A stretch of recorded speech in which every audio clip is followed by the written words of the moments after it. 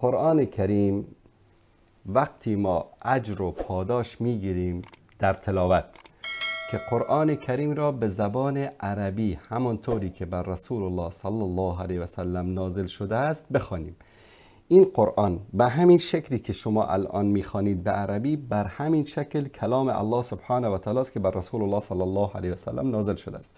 هیچ کتابی، هیچ متن دیگری در دین مانند خواندن قرآن کریم که در هر حرف آن رسول الله صلی الله علیه و سلم میفرمایند که الله سبحانه و تعالی در مقابل هر حرف قرآن 10 ثواب به شما میدهد و برای کسی که بخواهد بیشتر.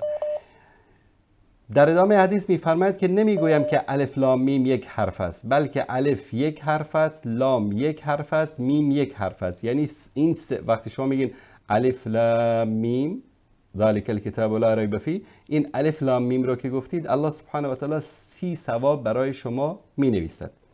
شاید بگویید که خواندن عربی برای من مشکل است. بیاموزید.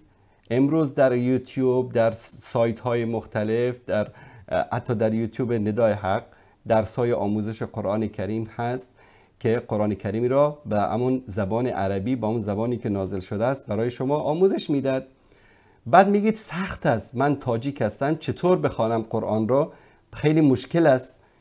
رسول الله صلی الله علیه و سلم میفرمایند که کسی که قرآن کریم را به روانی و به آسانی میخواند 1 ثواب میبرد.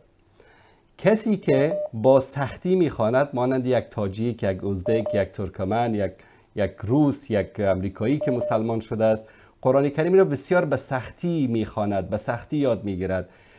چون که به سختی میخواند و در این را سعی و تلاش میکند، این طرف 2 ثواب میبرد. چرا 2 ثواب میبرد؟ 1 ثواب به خاطر اینکه قرآن را میخواند، 1 ثواب به خاطر اینکه در راه خواندن قرآن سختی و مشکلات متحمل میشود. در این دنیا هیچ چیز آسان نیست. الان مثلا شما رفتید در روسیه کار کردید، به طور مثال در یک رستوران رفتید کار کردید. آیا از روز اول بلد بودید که در رستوران چطور کار میکنید؟ نه، آهسته آهسته یاد گرفتید. رفتید در یک ساختمان کار میکنید، رفتید در یک جای مثلا کارخانه ای کار میکنید، در یک فابریکه ای کار میکنید. آیا از روز اول بلد بودید؟ نبودید، آهسته آهسته یاد گرفتید. قرآن کریمم با همان الفاظ عربی اگر شما بخوانید اجر و ثواب دارد. هم در نمازها میتوانید بخوانید و خیلی ها امروز هستن، خاصا از جوانان تاجیک ما میبینیم 7 ساله 8 ساله کل قرآن کریم رو حفظ کرده، طوری تلاوت میکند، طوری قرائت میکند، از عربا هم کرده بهتر. انسان بخواهد میتواند انجام بدهد.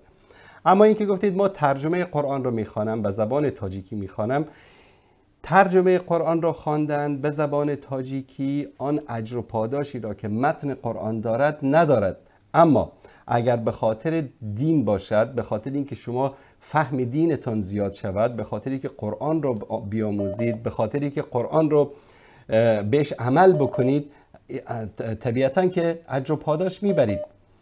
و انسان اگر بخواد که از دین خود آگاهی پیدا کند، امور دین را آگاهی پیدا بکند، در این را سعی و تلاش بکند، هیچ سعی و تلاش یک مؤمن بی اجر و پاداش نخواهد بود.